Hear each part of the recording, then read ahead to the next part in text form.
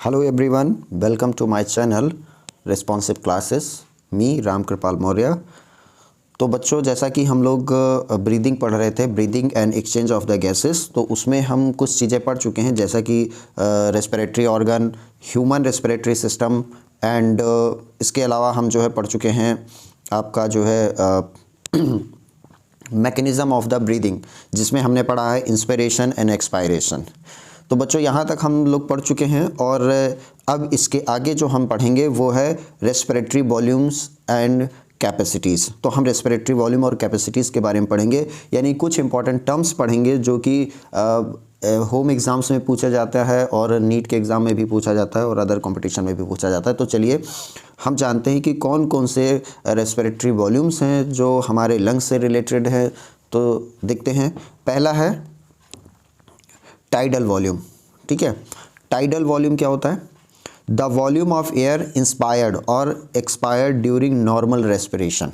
यानी tidal volume क्या होता है? टाइडल वॉल्यूम जो होता है वो जो हम नॉर्मली रेस्पिरेशन करते हैं, यानी जो हम नॉर्मल एयर इनहेल करते हैं या एक्सेल करते हैं, तो वही जो एयर का वॉल्यूम होता है वो कहलाता है टाइडल वॉल्यूम। और टाइडल वॉल्यूम लगभग जो होता है वो 500 ml होता है, यानी 500 ml जो होता है वो टाइडल वॉल्यूम होता है। यानी 500 ml एयर जो है हम नॉर्मल रेस्पिरेशन में इनहेल करते हैं और एक्सेल करते हैं। दूसरा है रेस्पिरेटरी रिजर्व वॉल्यूम, यानी IRV। IRV क्या है? Additional volume of air a person can inspire by a forcible inspiration. यानी ये क्या होता है? जब आप खूब लंबी सांस खींचते हैं एकदम से, ठीक है, तो जब लंबी सांस खींचते हैं तो जितना ज़्यादा आप एयर फिल कर सकते हैं अपने लंग्स में, एकदम पूरा एकदम सांस खींच लीजिए और उसके बाद जितना एयर आप फिल कर सकते हैं आपके अपने लंग्स में, वो आपका कहलाता है IRV, यानी रेस्पिरेटरी रिजर्व वॉल्यूम। तो ये जो होता है, ये एवरेज जो होता है वो 2500 से 3000 ml होता है। यानी लगभग आप नॉर्मल रेस्पिरेशन के बाद आप लगभग 2500 ml एयर को आप और ज़्यादा ज़बरदस्ती अपने लंग्स में खींच सकते हैं। ठीक है, फिर उसके बाद देखिए थर्ड है एक्सपायरेटरी रिजर्व वॉल्यूम, यानी ERV क्या होता है? The additional volume of the air a person can expire by a forceful expiration. ठीक है, और अब जब आप सांस छोड़ते हैं तो आप कितना सांस आप ज़बरदस्ती छोड़ सकते हैं, यानी कितना आप दम लगा के जो है वो एयर को बाहर निकाल सकते हैं, तो वो कहलाता है आपका respiratory reserve volume. Expiratory reserve volume जो कि होता है लगभग 1000 से 1100 ml। ठीक है, तो बच्चों ये 3 टर्म है। अब उसके बाद आगे देखते हैं, आगे जो है आपका देखते हैं, इसमें है रेसिडुअल वॉल्यूम, यानी RV क्या होता है? The volume of air remaining in the lungs even after the forceful expiration. ठीक है, तो रेसिडुअल वॉल्यूम क्या होता है? रेसिडुअल वॉल्यूम होता है कि जब आप सांस निकाल देते हैं एकदम से दम लगा के, पूरा एकदम जितना भी आपके कैपेसिटी है उतना एयर आप जब लंग से बाहर निकाल देते हैं, तो कुछ एयर आपके लंग्स में रह जाता है। उस एयर को आप कभी भी नहीं निकाल सकते, क्योंकि वो एल्वेलाई में हमेशा रिजर्व रहता है। अगर वो एयर निकल गए तो एल्वेलाई चिपक जाएगी, इसलिए वो एयर आप कभी नहीं निकाल सकते। तो इसी को बोलते हैं रेसिडुअल वॉल्यूम। रेसिडुअल मतलब बचा हुआ एयर। तो वो लगभग 1100 से 1200 ml होता है, यानी 1100 से 1200 ml एयर आप कभी भी लंग्स से बाहर नहीं निकाल सकते, कितना भी आप दम लगा के एयर निकाल दीजिए तब भी। ठीक है बच्चों, उसके बाद देखिए इंस्पिरेटरी कैपेसिटी क्या होती है? IC क्या होती है? तो इंस्पिरेटरी कैपेसिटी क्या होती है? एक tidal volume plus IRV। Tidal volume क्या होता है? टाइडल वॉल्यूम वही होता है जो आप नॉर्मल रेस्पिरेशन करते हैं, वो टाइडल वॉल्यूम होता है। और IRV क्या होता है? IRV ये होता है कि जो आप ज़बरदस्ती एयर खींच सकते हैं। जैसे लंबी सांस आप लीजिए, जब खूब लंबी सांस लेंगे तो जितना एयर आप एक्स्ट्रा इनहेल कर सकते हैं तो वो कहलाता है IRV। तो टोटल इंस्पिरेटरी कैपेसिटी कितना हो जाएगा? एक तो आप नॉर्मल रेस्पिरेशन में 500 ml एयर जो ले रहे थे इधर, उसके बाद जो है लगभग 3000 ml जो है आप एक्स्ट्रा ले रहे थे, तो लगभग 3500 ml आप जो है एयर आप ज़बरदस्ती ले सकते हैं। यानी इंस्पिरेटरी कैपेसिटी कितनी हो गई? 500 ml वो जो आप नॉर्मल रेस्पिरेशन कर रहे थे, प्लस 3000 ml वो जो आप ज़बरदस्ती खींच सकते हैं, लंग्स में भर सकते हैं, तो वो आपका कहलाता है इंस्पिरेटरी कैपेसिटी। तो एक्सपायरेटरी कैपेसिटी कितनी हो जाएगी, तो एक्सपायरेटरी कैपेसिटी वही हो जाएगी कि फोर्सफुली आप कितना एयर निकाल रहे थे, तो फोर्सफुली आप 1100 ml एयर निकाल दे रहे थे और 500 ml नॉर्मली निकलता है, तो 500 प्लस 1100 यानी TV tidal volume plus expiratory reserve volume, तो वो आपका जो हो जाएगा वो लगभग 500 प्लस 1100 यानी 1600 ml एयर जो है आप ज़बरदस्ती निकाल सकते हैं, उसको बोलते हैं expiratory capacity. Functional residual capacity क्या होता है, the volume of air that will remain in the lungs after the normal respiration. तो नॉर्मल रेस्पिरेशन के बाद आपके लंग्स में कितना एयर रह जाता है, the volume of air that will remain in the lungs after the normal expiration. तो आपको नॉर्मल एक्सपायरेशन जब आप करते हैं यानी जब नॉर्मल सांस ले रहे होते हैं तो जितना एयर आप नॉर्मली बाहर निकालते हैं उसके बाद जो आपके बॉडी में बचता है वो कहलाता है फंक्शनल रेसिडुअल वॉल्यूम यानी एफआरसी होता है। तो ERV प्लस RV, तो रेसिडुअल वॉल्यूम कितना होता है, रेसिडुअल वॉल्यूम क्या रहता है, रेसिडुअल वॉल्यूम वो एयर होता है जो आप कभी निकाल नहीं सकते। और ERV क्या होता है, एक्सपायरेटरी रिजर्व वॉल्यूम होता है। तो एक्सपायरेटरी रिजर्व वॉल्यूम आपका कितना रहता है, तो देखते हैं इधर एक्सपायरेटरी रिजर्व वॉल्यूम ये था ERV। तो ERV क्या था, additional volume of air the person can expire.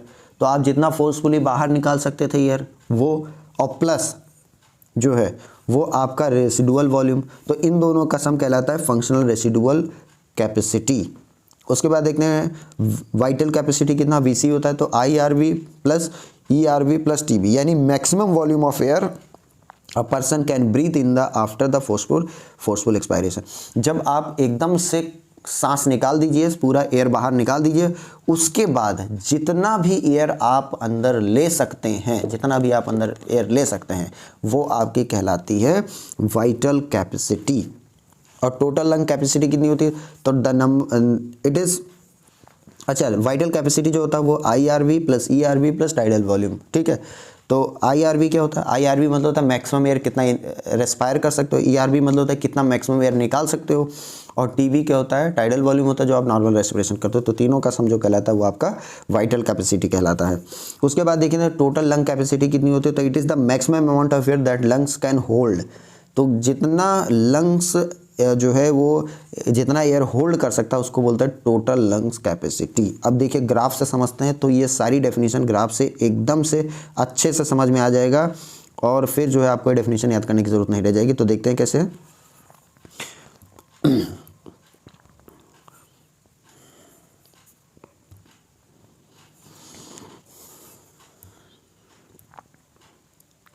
देखिए हमने कहा कि देखिए RV होता है रिजर्व वॉल्यूम, यहाँ पे देखिए RV क्या लिखा है, रिजर्व वॉल्यूम। रिजर्व वॉल्यूम का मतलब होता है कि इतना एयर लंग्स कभी भी नहीं निकालेगा, तो लगभग 1100 ml, ये देखिए 1 लिखा है, 1 मतलब 1 लीटर, तो 1 लीटर एयर कभी भी लंग्स बाहर नहीं निकालेगा, वो हमेशा अपने अंदर रखेगा, ठीक है। ERV क्या होता है, expiratory reserve volume. Expiratory reserve volume का मतलब होता है कि जितना ज़बरदस्ती एयर आप निकाल सकते हैं बाहर, तो वो ERV होता है। तो देखिए कितना निकाल सकते हैं, 1 से 2 के बीच में लगभग 1000 ml या 1100 ml एयर जो है आप ज़बरदस्ती फोर्सफुली बाहर निकाल सकते हैं। TB मतलब होता है टाइडल वॉल्यूम। तो टाइडल वॉल्यूम कितना होता है, जो आप नॉर्मल रेस्पिरेशन कर रहे होते तो वो लगभग 500 ml होता है, ठीक है। तो देखिए ये जो आपका है ये आपका कहलाता है टाइडल वॉल्यूम। और फ्रैक्शनल रेसिडुअल वॉल्यूम क्या होता है, फ्रैक्शनल रेसिडुअल वॉल्यूम का मतलब होता है जितना एयर आप बाहर निकाल सकते हैं वो, और प्लस जितना रिजर्व वॉल्यूम रहता है वो, दोनों का सम होता है। तो यहाँ पे लिखा हुआ था कि FRC कितना होता है, पीछे लिखा हुआ है, ठीक है। उसके बाद देखिए ये TB होता है टोटल टाइडल वॉल्यूम होता है। IRV क्या होता है, इंस्पिरेटरी रिजर्व वॉल्यूम। तो इंस्पिरेटरी रिजर्व वॉल्यूम कितना होता है, जितना एयर आप नॉर्मल रेस्पिरेशन के बाद ले सकते हैं। तो नॉर्मल रेस्पिरेशन के बाद आप लगभग मैंने बताया 2500 ml एयर ले सकते हैं, तो 2500 ml एयर को बोलते हैं IRV यानी इंस्पिरेटरी रिजर्व वॉल्यूम। उसके बाद देखिए IC क्या होता है, IC हमने बताया था कि इंस्पिरेटरी कैपेसिटी होता है। तो टाइडल वॉल्यूम यानी जो नॉर्मल रेस्पिरेशन कर रहे थे वो, और प्लस जितना ज़बरदस्ती एयर ले रहे थे वो, तो दोनों का सम होता है IC, ठीक है। और VC क्या होता है, वाइटल कैपेसिटी क्या होती है। अब देखो वाइटल कैपेसिटी क्या बताता है कि जितना देखिए 1 लीटर एयर तो कभी निकाल नहीं सकते, ठीक है। तो जब आप फोर्सफुली एयर निकाल देते हैं तो आपके लंग्स के अंदर केवल 1 लीटर वॉल्यूम रह जाता है, 1 लीटर एयर रह जाता है, बाकी सब एयर बाहर निकल जाती है। तो उसके बाद जब आप पूरा एयर बाहर निकाल दो, उसके बाद जब आप सांस लेना शुरू करोगे तो पहले जो है ये टाइडल वॉल्यूम था, ये जो आपका ये जो ERV था इंस्पिरेटरी रिजर्व वॉल्यूम, जो आपने ज़बरदस्ती एयर निकाल दी थी वो, प्लस नॉर्मल रेस्पिरेशन का एयर, और प्लस जितना आप बाहर एक्स्ट्रा और ले सकते हो, तो टोटल जो वाइटल कैपेसिटी होती है वो कितना होता है आपका ERV plus TB plus IRV। तो यही चीज़ लिखा हुआ है यहाँ पे, ठीक है। और टोटल लंग कैपेसिटी कितनी होती है, तो लंग कैपेसिटी जो होती है उसमें 1 लीटर एयर और ऐड कर दीजिए, क्योंकि वो हमेशा लंग्स के अंदर रहता है। तो टोटल हो जाएगा VC plus TA plus RV। तो जो आपकी VC होगा, यानी ये कहाँ पे लिखा हुआ VC, ये वाइटल कैपेसिटी और प्लस रिजर्व वॉल्यूम। तो टोटल लगभग 5 लीटर एयर आपकी लंग्स जो है कंटेन कर सकती है, एयर होल्ड कर सकती है। तो इतना जो होता है उसकी कैपेसिटी होती है, ठीक है। अब नेक्स्ट देखते हैं क्या है,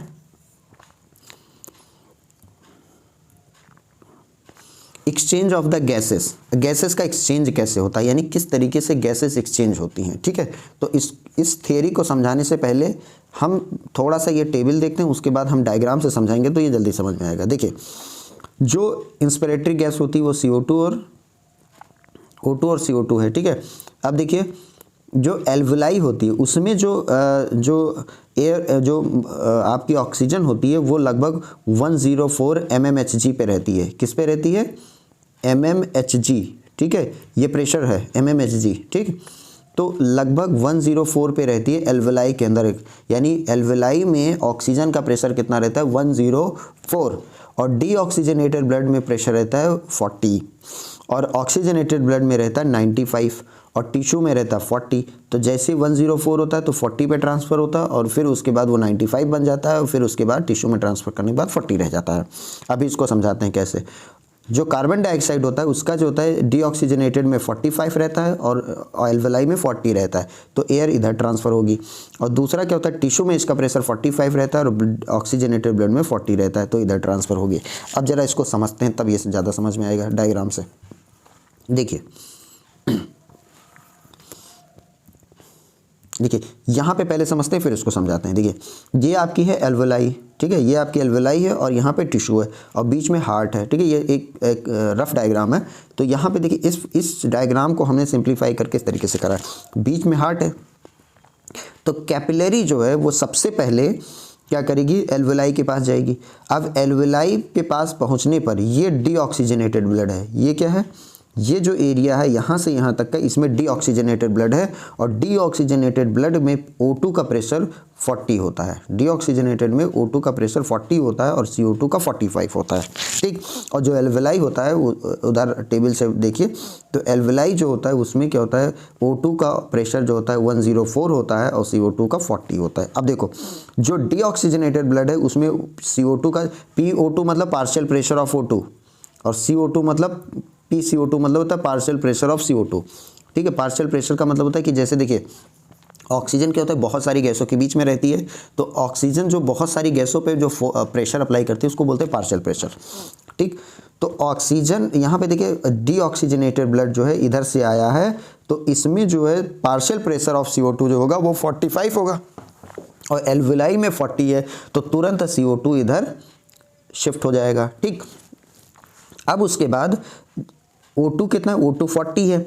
अब देखिए, जब CO2 इधर ट्रांसफ़र हो गई तो CO2 का प्रेशर 40 हो गया, और O2 का प्रेशर भी 40 हो गया, क्योंकि ये पहले से ही था। अब देखिए क्या होगा, जैसे O2 का 40 रहेगा तो O2 104 है, तो O2 104 है, इसका मतलब है O2 इसमें ट्रांसफ़र हो जाएगी, और CO2 ने इसको दे दिया, तो यहाँ प्रेशर बढ़ गया। तो जब यहाँ प्रेशर बढ़ गया तो CO2 नहीं एक्सचेंज होगा, क्योंकि CO2 एल्वुलाई में चली गई थी, तो यहाँ पे प्रेशर बढ़ गया, यहाँ प्रेशर कम हो गया, ठीक। अब क्या है, तुरंत जो है ये O2 जो है वो 95 पहुँच जाएगा। जब जो है ये एयर जब ट्रांसफ़र हो जाएगा तो ऑक्सीजन जब एल्वुलाई से ऑक्सीजन इसमें आएगी तो ऑक्सीजन का प्रेशर 95 हो जाएगा, और CO2 का प्रेशर 40 रहेगा। फिर ये हार्ट में जाएगी। अब ये क्या था, डीऑक्सीजनेटेड था यहाँ तक, लेकिन ये ऑक्सीजनेटेड ब्लड हो गया, यानी इसमें ऑक्सीजन आ गया। अब हार्ट जो है पंप कर देता है, तो पंप करने के बाद ये जाता है टिश्यू के पास। तो टिश्यू के पास जाता है, तो देखो यहाँ पे यही प्रेशर है, ऑक्सीजन का प्रेशर कितना था 95, और कार्बन डाइऑक्साइड का 40 था, और टिश्यू में जो प्रेशर है वो ऑक्सीजन का 40 है और कार्बन डाइऑक्साइड का 45 है। तो जैसे ही यहाँ 95 पहुँचेगा, ये यहाँ 40 है, तो तुरंत ऑक्सीजन इधर ट्रांसफ़र हो जाएगा। अब ऑक्सीजन का प्रेशर फिर 40 हो गया और CO2 का प्रेशर 40 था और टिश्यू में 45 था, तो CO2 यहाँ तुरंत टिश्यू से कैपिलरी में आ गई, ब्लड कैपिलरी में। तो अब फिर क्या हो गया, CO2 का प्रेशर 45 हो गया और O2 का प्रेशर 40 हो गया। ये फिर ब्लड यहाँ, अब ये डीऑक्सीजनेटेड ब्लड हो गया, तो ये जैसे फिर यहाँ पे हार्ट के पास आएगा, हार्ट जो है फिर इसको पंप करके एल्वेलाई के पास भेजेगा। तो इस तरीके से प्रोसेस हमेशा चलता रहता है। तो प्रेशर के डिफरेंस की वजह से ही जो है इसमें क्या होता है, वो ट्रांसफ़र होता है। अब देखिए, ये तो ऐसे रफ डायग्राम है। अब देखिए NCERT का डायग्राम क्या कहता है। देखिए यहाँ पे क्या है, यहाँ पे क्या है, डीऑक्सीजनेटेड ब्लड है। तो हमने बताया डीऑक्सीजनेटेड ब्लड है, तो टिश्यू में प्रेशर 45 होता है कार्बन डाइऑक्साइड का और ऑक्सीजन का 40 होता है। तो तुरंत क्या होता है, कार्बन डाइऑक्साइड इधर ट्रांसफ़र हो जाती है। ठीक, अब ये सीधे जाती है हार्ट के पास। हार्ट जो है इसको पंप करके एल्वेलाई के पास भेजता है। एल्वेलाई में हमने बताया कि कार्बन डाइऑक्साइड इधर जाता है क्योंकि कार्बन डाइऑक्साइड का प्रेशर ज़्यादा रहता है। तो कार्बन डाइऑक्साइड एल्वेलाई में चला जाता है। ऑक्सीजन का प्रेशर 104 रहता है। ये देखो, कार्बन डाइऑक्साइड का 40 और ऑक्सीजन का 104, तो ऑक्सीजन तुरंत ट्रांसफ़र होता है। फिर पल्मोनरी वेल जो है हार्ट में लेकर आती है। हार्ट क्या करती है, फिर इसको आर्टरी के थ्रू भेजती है। तो ये ऑक्सीजनेटेड ब्लड होता है। अब इसमें जो ऑक्सीजन का प्रेशर होता है 95 हो जाता है और CO2 का प्रेशर 40 रहता है। फिर जैसे ही ये टिश्यू के पास होता है और कार्बन डाइऑक्साइड 40 रहता है और टिश्यू में कार्बन डाइऑक्साइड 45 रहता है, तो तुरंत कार्बन डाइऑक्साइड इधर मूव कर जाता है। ऑक्सीजन 95 रहता है तो इधर मूव कर जाता है। और यहाँ पे होगा कार्बन डाइऑक्साइड इधर मूव करेगा और ऑक्सीजन इधर मूव करेगा। तो इस तरीके से चीज़ें जो है वो आपका जो है गैस का एक्सचेंज होता है। अब ज़रा देखते हैं इसमें थ्योरी क्या कहती है। देखिए, कह रहे alveoli are the primary site of exchange of the gases. Alveoli जो होता है वो आपका प्राइमरी साइट होता है exchange of the gases. Exchange of gases also occur between the blood and tissue. Gases कहाँ एक्सचेंज होती है, तो एक तो blood, between blood and tissue, tissue और ब्लड के बीच में गैसेस का एक्सचेंज होता है। O2 and CO2 are exchanged in these sites are simply diffusion mainly based on the pressure और concentration gradient। ठीक है, तो ये क्या होता है, डिफ्यूज़न मेथड से होता है। क्यों डिफ्यूज़न का मेथड का मतलब डायरेक्ट ट्रांसफ़र नहीं होता है, वो डिफ्यूज़ होती है, मतलब बीच में मेम्ब्रेन होती है। तो अभी बात करेंगे कि कौन कौन सी मेम्ब्रेन होती है जिसके बीच से जो होता है वो ऑक्सीजन या कार्बन डाइऑक्साइड जो होता है वो एक्सचेंज होता है। अब बात करते हैं पार्शियल प्रेशर। पार्शियल प्रेशर क्या होता है, देखिए पार्शियल प्रेशर क्या होता है, pressure contributed bye a individual gas in the mixture of the gas is called the partial pressure and is represented as the PCO2 and for oxygen and PO2 for oxygen and PCO2 for carbon dioxide। तो हमने बताया कि जैसे for example कि ये बहुत सारी gases हैं इस तरीके से। ठीक है, इस तरीके से बहुत सारी गैसेस हैं। तो इसमें क्या है कि बहुत सारी होंगी, जैसे N2 भी होंगी, CO2 भी होंगी और उसके बाद O2 भी है और बहुत सारी और गैसेस हैं। तो O2 जो है, O2 का जैसे मान लीजिए ये मॉलिक्यूल है O2 का, तो नाइट्रोजन पे और कार्बन डाइऑक्साइड पे या अदर गैसेस पे जो प्रेशर अप्लाई करती है, क्योंकि खुद है तो दूसरे पे प्रेशर अप्लाई करेगी, तो ये जो प्रेशर ऑक्सीजन अप्लाई करती है इसको बोलते हैं partial pressure of the gas. ठीक है, आगे बढ़ते बच्चों। The data given by the table clearly indicate that the concentration gradient for the oxygen from alveoli to blood and blood to tissue। ठीक है, तो क्या कह रहे हैं कि इसमें जो होता है ये क्या होता है कि जो ऑक्सीजन का ग्रेडियंट होता है वो हमेशा देखिए ज़्यादा रहता है, एल्वेलाई में ज़्यादा रहता है और ऑक्सीजनेटेड ब्लड में ज़्यादा रहता है। तो एल्वेलाई से डीऑक्सीजनेटेड ब्लड में ट्रांसफ़र होता है और जो है ऑक्सीजनेटेड ब्लड से टिश्यू में ट्रांसफ़र होता है। Similarly the gradient in pressure for CO2 is opposite direction in that is from tissue to blood and blood to alveoli. अब देखो ये अपोजिट डायरेक्शन में होता है। ऑक्सीजन क्या होता है, ऑक्सीजन जो होता है वो ब्लड से टिश्यू में जाता है और कार्बन डाइऑक्साइड टिश्यू से आपका ब्लड में आता है। और यहाँ पे क्या होता है, देखिए यहाँ पे एल्वेलाई से ऑक्सीजन उसमें जाता है, ब्लड में जाता है, और यहाँ पे क्या होता है, ब्लड से और कार्बन डाइऑक्साइड एल्वेलाई में जाता है। तो इस तरीके से ऑक्सीजन का सीधा प्रोसेस होता है और कार्बन डाइऑक्साइड का उल्टा प्रोसेस चलता रहता है। आगे देखते हैं। The partial pressure in CO2 in alveolar air is 104 mmHg. Its volume in arterial blood is 40 mmHg। तो ये बात कह चुके हैं कि जो एल्वेलाई में होता है 104 होता है और जो आपके आर्टियल ब्लड होता है उसमें जो होता है वो 40 mmHg होता है। If alveolar air pressure of CO2 यानी PCO2 is sorry in alveolar air, जो एल्वुलाई का एयर होता है उसमें जो कार्बन डाइऑक्साइड का प्रेशर होता है वो 40 होता है, ठीक है। And it's value in arterial blood is 45, और जो आर्टरी के पास जो आर्टेरियल ब्लड होता है उसमें किसका प्रेशर 45 होता है। So CO2 moves from the arterial blood to the alveoli. इसीलिए क्या होता है, देखिए एल्वुलाई में कम रहता है प्रेशर और आर्टरी में ज़्यादा रहता है प्रेशर किसका, कार्बन डाइऑक्साइड का। तो हमेशा क्या हो जाएगा, देखिए ये आर्टरी है, आर्टरी में ज़्यादा रहेगा और एल्वुलाई में कम रहेगा, तो तुरंत ऑक्सीजन कार्बन डाइऑक्साइड एल्वुलाई में ट्रांसफ़र हो जाएगा। Inspiration air contains 19.6% oxygen and expirated air has 15.7% oxygen, so approximately 4% oxygen goes to the blood। तो ये कह रहे हैं कि जो हमारा जो इंस्पायर्ड एयर होता है उसमें लगभग 19.6% ऑक्सीजन होता है जो हम लोग इनहेल करते हैं, और जो हम एक्सेल करते हैं जो गैस बाहर निकालते हैं उसमें 15.7% रहता है। तो केवल 4% ही गैस हम लोग ऑक्सीजन यूज़ करते हैं, यानी जो हम लंग्स के अंदर सांस लेते हैं और गैस जाती है हमारे लंग्स में, तो वो क्या होती है, केवल 4% ऑक्सीजन यूज़ करती है, बाकी ऑक्सीजन यूज़ नहीं कर पाती है, वो बाहर निकल जाती है।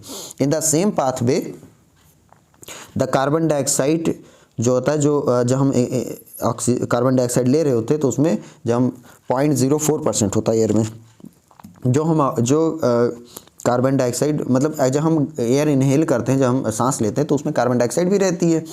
तो जो सांस ले रहे होते हैं जिस गैस का, वो गैस, उस गैस में जो होता है वो कार्बन डाइऑक्साइड की प्रेशर जो होता है परसेंटेज होती है 0.04% होती है, लेकिन जो गैस हम बाहर निकाल रहे होते हैं उसमें लगभग 3.6% होती है, ठीक है। कितना होती है, जो हम बाहर कार्बन डाइऑक्साइड निकाल रहे होते हैं उसमें जो कार्बन डाइऑक्साइड की परसेंटेज होती है वो कितनी होती है, 3.6% होती है, और जो इनहेल कर रहे होते हैं गैस उसमें कितनी होती है, 0.04%। तो इतना डिफरेंस आता है। अब आगे देखते हैं, ये चीज़ समझा ही चुके। अब देखिए डिफ्यूज़न मेम्ब्रेन क्या होती है, what is the diffusion membrane, ठीक है। तो डिफ्यूज़न मेम्ब्रेन की बात करते हैं तो देखिए ये जो एल्व्यूलर ये कैविटी होती है, एल्व्यूलर कैविटी मतलब होता है यहाँ पे जो होता है ये एल्वेलाई होती है, ठीक है, ये चैम्बर, और इसमें जो होता है वो कुछ चीज़ें जैसे देखते हैं, ये देखिए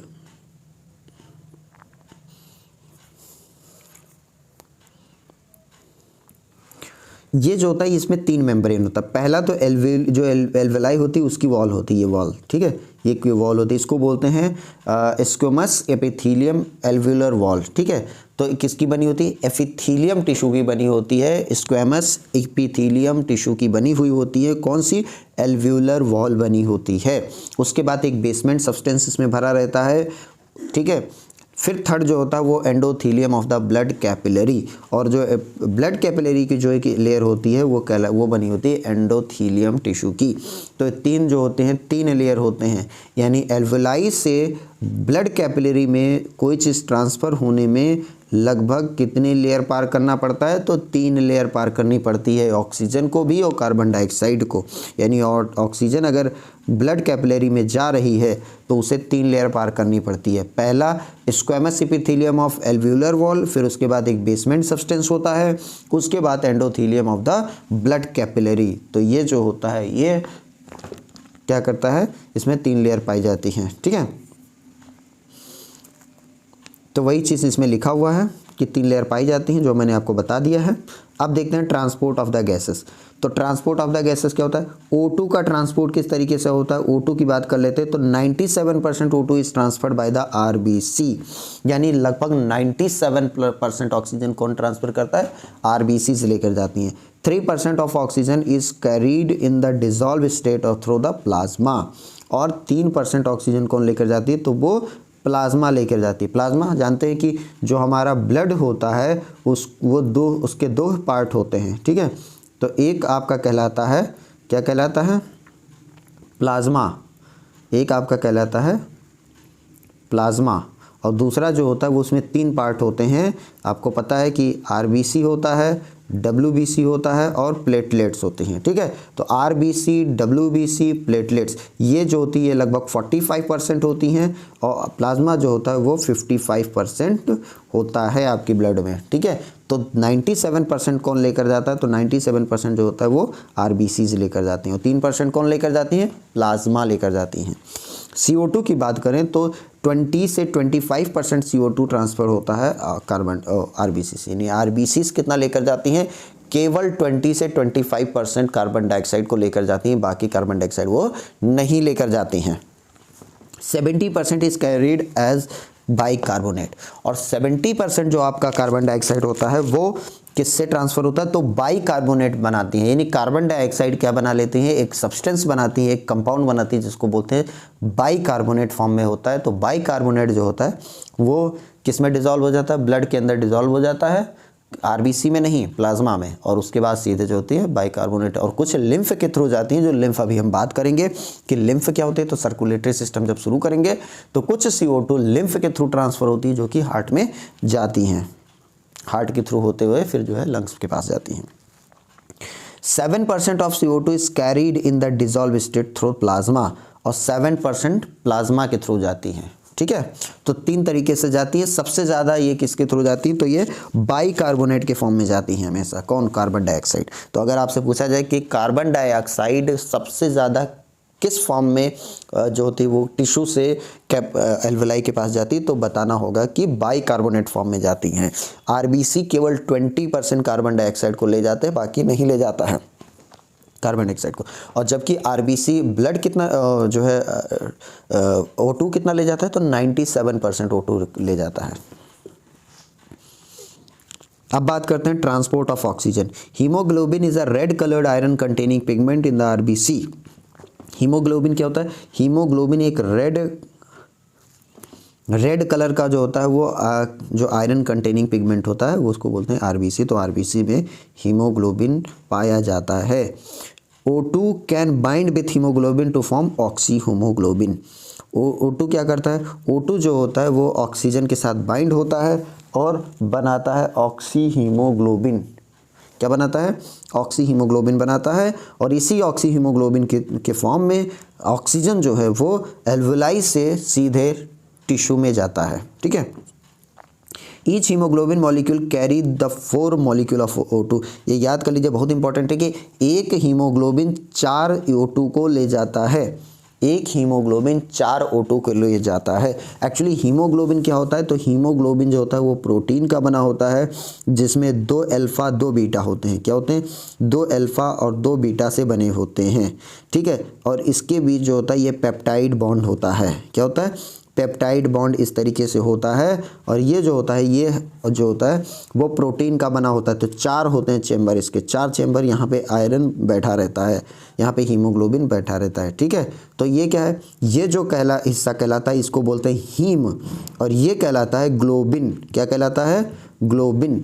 ये जो चेन है ये कहलाता है ग्लोबिन और ये जो बॉल जैसी संरचना है ये कहलाती है हीम और दोनों को मिला के हीमोग्लोबिन कहते हैं। और ये क्या होती है, ये प्रोटीन होती है, प्रोटीन होती है। तो इस तरीके से होता है। तो 4 ऑक्सीजन आके बैठ जाता है यहाँ पे, यानी यहाँ पे बैठ जाते हैं, यहाँ पे बैठ जाते हैं, फिर यहाँ पे और फिर यहाँ पे। तो 4 ऑक्सीजन बैठ जाते हैं और ये जो होती है ये चेन कहलाती है, इसको बोलते हैं पेप्टाइड बॉन्ड, ठीक है। पेप्टाइड होती है क्योंकि ये प्रोटीन होती है, हीमोग्लोबिन प्रोटीन होती है। और प्रोटीन किसको होता है, तो protein is the polymer of the amine, ठीक है। एमीन जो अमाइन होता है उसका जो होता है वो, सॉरी अमीन नहीं, अमाइनो एसिड। तो जो प्रोटीन होता है वो polymer of the amino acid होता है। तो बहुत सारी अमाइनो एसिड जब जुड़ती हैं तो वो बनाती हैं प्रोटीन, ठीक है। Each haemoglobin molecule carry maximum 4, तो ये बता चुके हैं कि 4 ऑक्सीजन लेकर जाती है।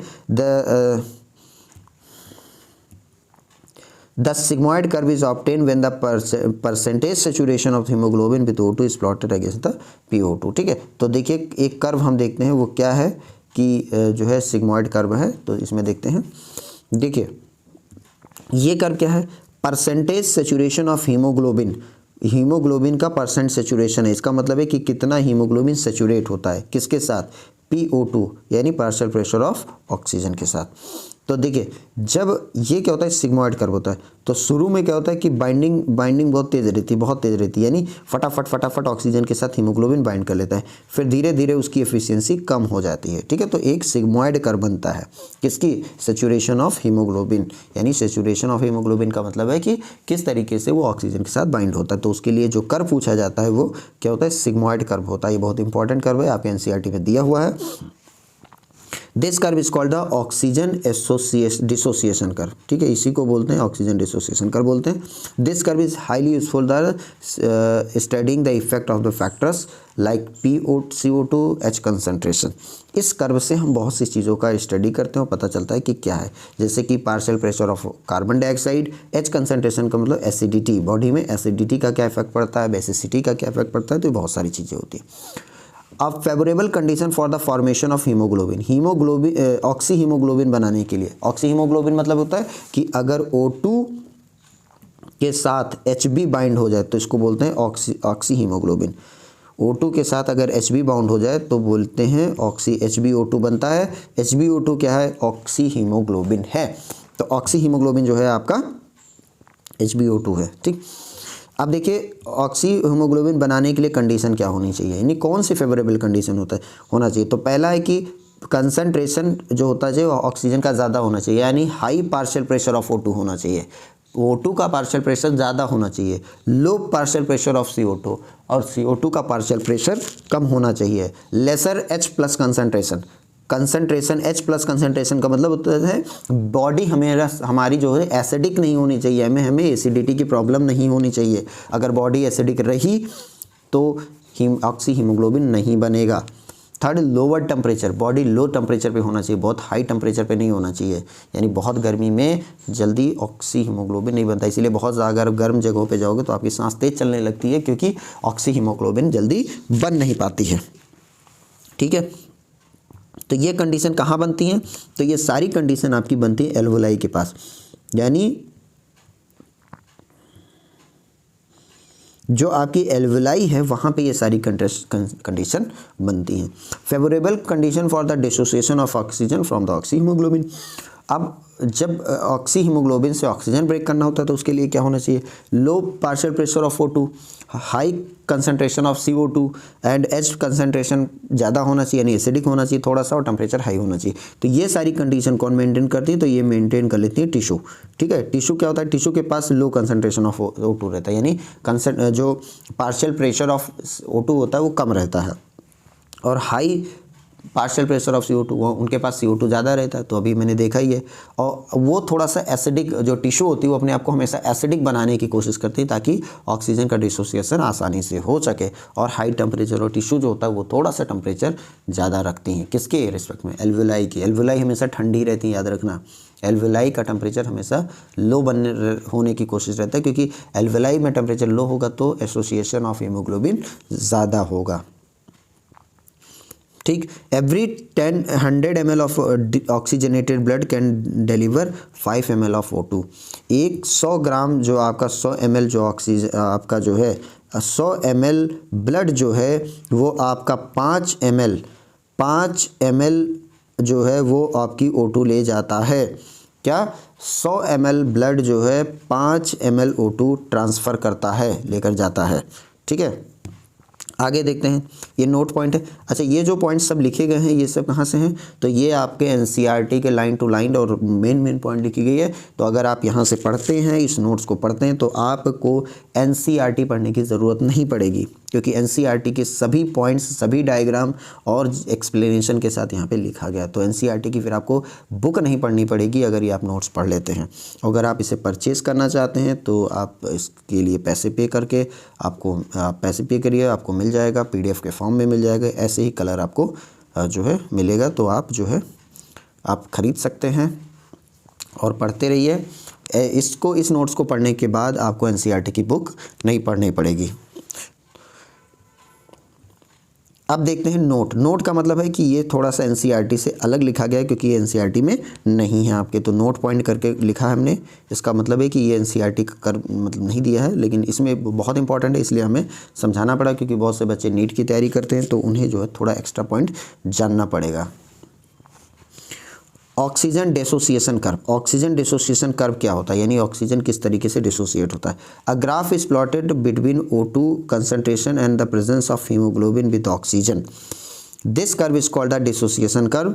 ठीक है, तो आप क्या है कि concentration and O2 concentration and percentage of haemoglobin, तो O2 कंसंट्रेशन और परसेंटेज ऑफ हीमोग्लोबिन के बीच एक कर्व खींचा जाता है। ठीक है, तो ये देखिए O2 कंसंट्रेशन को या O2 प्रेशर को बात देखिए, और जो है हीमोग्लोबिन परसेंट के बीच जो है सेचुरेशन के बीच एक कर्व खींचा जाता है, इसी को बोलते हैं oxygen dissociation curve. As concentration of CO2 increase saturation of haemoglobin with decrease. ठीक है, तो जैसे ही ये देखिए ये जो कर्व है ये हमें ये नॉर्मल कर्व है, ये जो बीच वाला है ये नॉर्मल कर्व है। ठीक, लेकिन इसका डिफरेंस क्या होता है,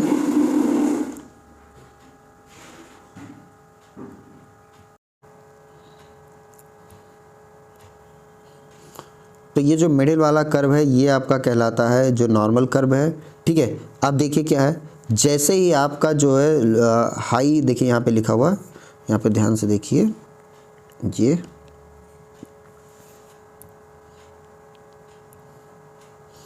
ये जो कर्व है ये आपका नॉर्मल कर्व है। ठीक है, नॉर्मल रेस्पिरेशन का कर्व है, यानी नॉर्मल एसोसिएशन सेचुरेशन का कर्व है जो हीमोग्लोबिन के साथ है। अब देखिए यहाँ पे क्या है कि देखिए ये क्या है 7.4 लिखा हुआ है नॉर्मल CO2। ठीक है, यानी इसका pH वैल्यू 7.4 लिखा है, नॉर्मल CO2 यहाँ पे है। ठीक, जैसे ही CO2 की परसेंटेज कम होती है, बॉडी में CO2 परसेंटेज कम होता है, सेचुरेशन कर्व जो होता है ये लेफ़्ट शिफ्ट हो जाता है। लेफ़्ट शिफ्ट का मतलब है कि कार्बन जो हीमोग्लोबिन है वो ऑक्सीजन के साथ ज़्यादा बाइंड होने लगता है। क्या करता है, ज़्यादा बाइंड होने लगता है। लेकिन अगर बॉडी में कंसंट्रेशन ऑफ CO2 हाई है, यानी CO2 की कंसंट्रेशन ज़्यादा है, तो क्या होता है वो राइट शिफ्ट हो जाता है। इसका मतलब है कि हीमोग्लोबिन जो है वो कम बाइंड हो रहा है, किसके साथ, O2 के साथ। ठीक है, तो अगर बॉडी में CO2 की मात्रा ज़्यादा है तो हीमोग्लोबिन जल्दी ऑक्सीजन के साथ बाइंड नहीं होगा, और ऑक्सीजन के साथ बाइंड नहीं होगा तो क्या होगा कि आपकी रेस्पिरेशन रेट बढ़ जाएगी और जो है आप जल्दी जल्दी सांस लेंगे। लेकिन अगर कंसंट्रेशन का लेवल जो है लो है किसके, कार्बन डाइऑक्साइड के, तो हीमोग्लोबिन जल्दी सेचुरेट होगा, यानी जल्दी सेचुरेशन करेगा, ऑक्सीजन के साथ जल्दी बाइंड होगा, तो आपका रेस्पिरेशन रेट नॉर्मल चलेगा और जो है क्या करेगा, ऑक्सीजन सप्लाई बॉडी में होती रहेगी आसानी से। तो यही चीज़ इसमें लिखा हुआ है, left shift and right shift क्या होता है। लेफ़्ट शिफ्ट का मतलब है HbO2 मतलब होता है ऑक्सी हीमोग्लोबिन फॉर्मेशन इज हेस्टेंड, यानी फास्ट होने लगेगा अगर लेफ़्ट शिफ्ट हुआ, यानी इधर शिफ्ट हुआ, ठीक है, सॉरी इधर शिफ्ट हुआ, तो अगर ये लेफ़्ट है, ठीक, तो लेफ़्ट का मतलब है कि अगर इधर हो गया तो समझो तेज होने लगता है, बाइंड जल्दी जल्दी होने लगता है। ठीक है, और right shift in lungs CO2 is released from the capillary blood. ठीक है, तो इसमें क्या होगा कि लंग्स से जो होता है वो CO2 रिलीज़ होने लगता है फटाफट, मतलब कैपिलरी से CO2 में कैपिलरी से CO2 जो है वो एल्वुलाई में जल्दी जल्दी जाने लगता है अगर लेफ़्ट शिफ्ट हो रहा है।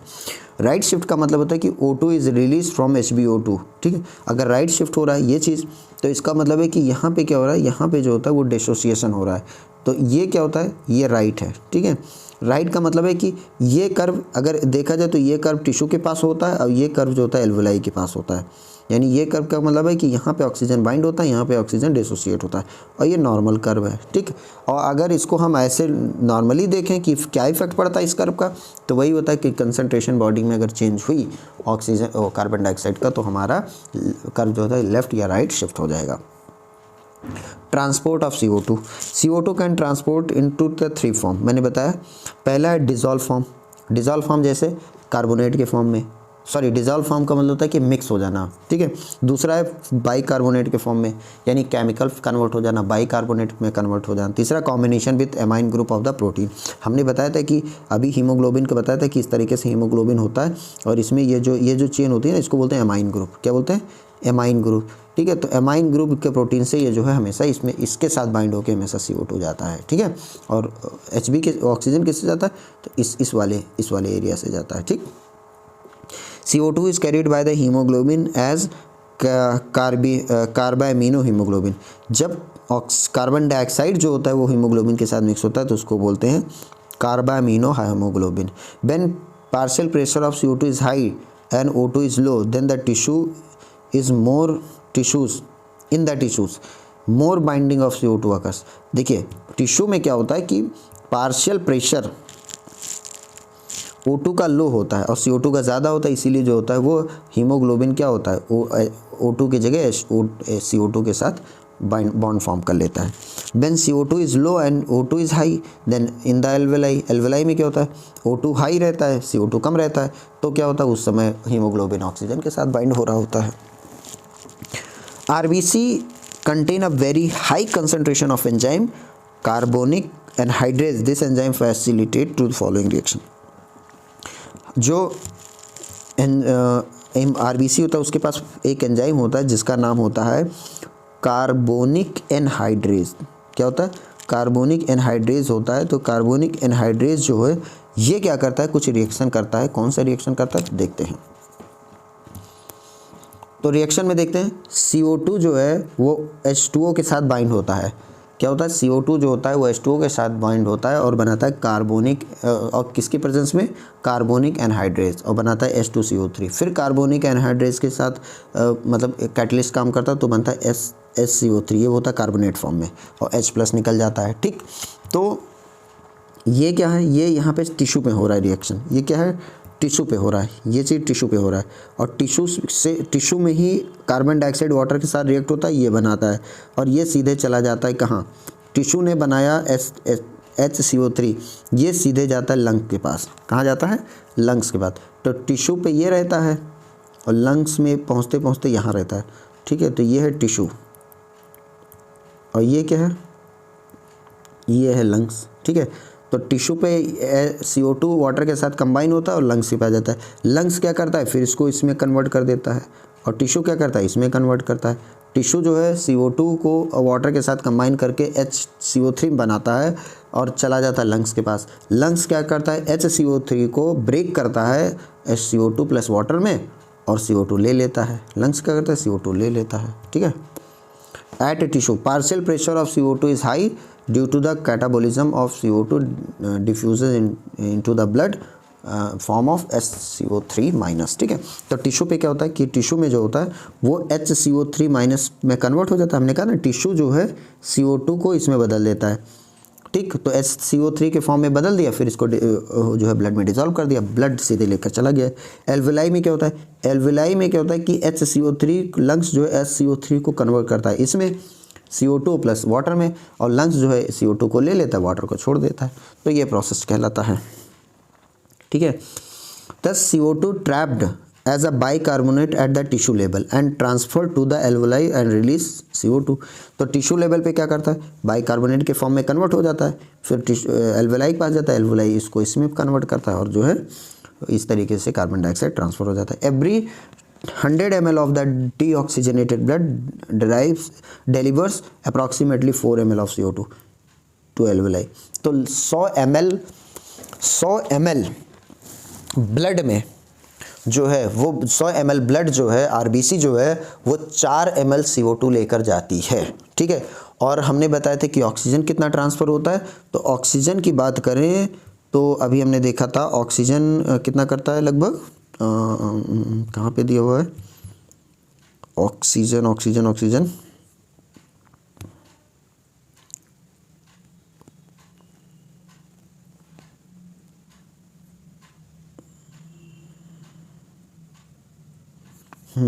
ऑक्सीजन जो है ऑक्सीजन कितना करता है? तो ऑक्सीजन जो है 5 ml करता है. देखिए 100 ml ब्लड जो है, ठीक है, वो 5 ml क्या करता है? O2 ले जाता है और 4 ml CO2 ले जाता है.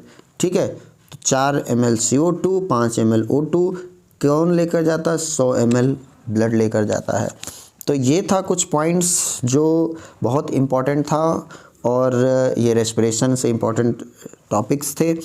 अब हम नेक्स्ट लेक्चर में बात करेंगे regulation of the regulation of respiration, ये भी बहुत इंपॉर्टेंट है कि किस तरीके से हमारा जो रेस्पिरेशन प्रोसेस होता है वो रेगुलेट होता है, कौन सा हमारे ब्रेन का कौन सा पार्ट इसमें इन्वॉल्व रहता है।